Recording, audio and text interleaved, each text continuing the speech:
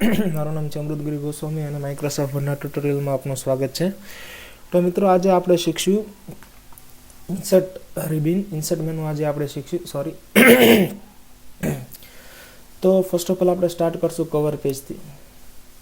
તો નેક્સ્ટ મિત્રો આપણે હોમ મેનુ શીખ્યા હતા. હોમ મેનુની અંદર આપણે અલગ અલગ ફોર્મેટિંગ ટૂલ્સ બાર ને અલગ અલગ style find reflux cut copy paste શીખ્યા હતા. ફાઇલ મેનુ શીખી લીધું. આજે આપણે શીખશું હોમ ઇન્સર્ટ મેનુ. આજે આપણે ટેબલ કન્ટેન્ટથી શરૂઆત કરશું. આજનો આપણો મેઇન ટોપિક છે ટેબલ કન્ટેન્ટ. ટેબલનો કઈ રીતે ઉપયોગ કરવો, કન્ટેન્ટમાં કઈ રીતે ડોક્યુમેન્ટેશન ઉમેરવું, એની પહેલાં થોડુંક આપણે બેઝિક 3 ઓપ્શન આપણને આપેલા છે જે આપણે શીખશું.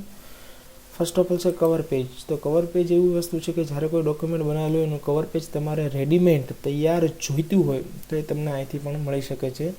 તો એ કવર પેજની અંદરથી તમે XYZ કોઈ બી કવર પેજ લઈ લો, કોઈ બુક બનાવી હોય તો એની માટેનું કવર પેજ ઉપર ડાયરેક્ટ ક્લિક કરશો એટલે તે કવર પેજ ફર્સ્ટ પેજ જે પેજમાં તમારો બ્લિંક કર્સર હશે એ કર્સરમાં આવી જશે. અહીંથી તમે બાય ડિફોલ્ટ અમુક ઓપ્શન છે જે સિલેક્ટ કરશો તો ઓટોમેટિકલી વસ્તુ ત્યાં આવી જશે. તમારે જે કોઈ બી સબટાઇટલ અહીંયા લખવું હોય તે તમે એડિટ પણ કરી શકો છો.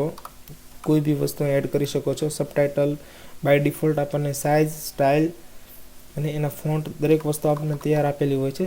તે દરેક વસ્તુ આપણે એડ કરી શકીએ છીએ. આ એની ડિઝાઇનિંગ છે ફ્રન્ટની. અહીંયા કોઈ બી ઓથરનું નામ આપી શકો છો. માની લો કે ABC આપણે ઓથર રાખીએ છીએ, કોઈ બી કંપનીનું નામ આપીએ છીએ. તો આવી રીતનું રેડીમેડ તૈયાર ફ્રન્ટ પેજ આપણને પણ મળી જાય છે. ત્યારબાદ મિત્રો આ ફ્રન્ટ પેજ તમારે ઓનલાઈન તમારે માની લો કે આટલી ડિઝાઇનમાંથી તમને કોઈ ડિઝાઇન પસંદ નથી, તમારે નવી કોઈ સ્ટાઇલ જોઈએ છે તો નીચે આપણને ઓપ્શન આપેલો છે મોર કવર પેજીસ ફ્રોમ office.com. તો એમાંથી પણ કોઈ બી કવર પેજ આપણને આપેલા છે એની પર ક્લિક કરશો એટલે એ કવર પેજ આવી જશે. એટલે જે કવર પેજ તમારું હશે એની જગ્યાએ બીજું કવર પેજ એડ થઈ જશે.